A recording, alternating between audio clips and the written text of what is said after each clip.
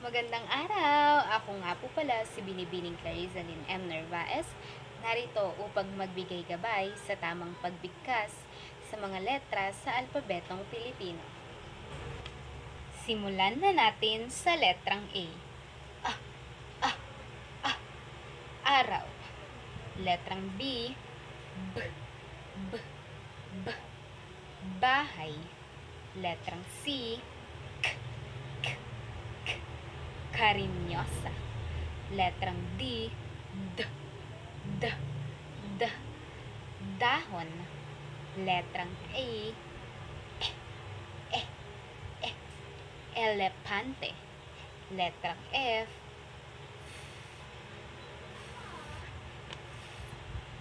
Fiesta. Letrang G. G, G, G, garapon. Letrang H. Hangin. Letrang I. I, itlog. Letrang J. J, J, J, Japan.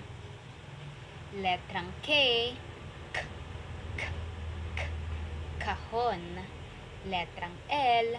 L, L, L, lampara. Letrang M.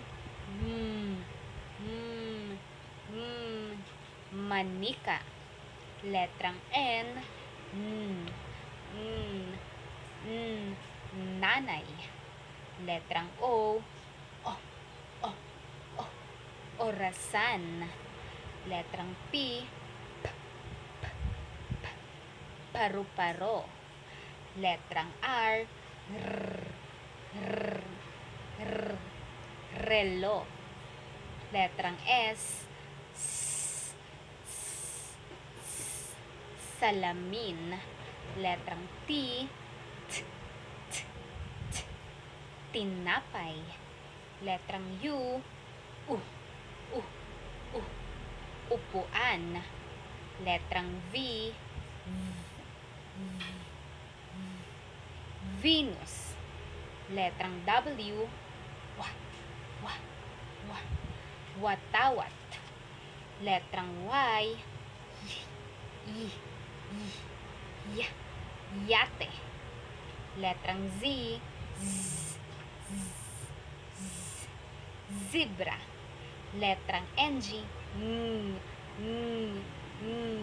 Ngipin. Ngayon, nalaman mo na kung paano ang tamang pagbigkas ng mga titik sa alpabetong Pilipino. Kaya ano pang hinihintay mo? Ikaw naman ang sumubok.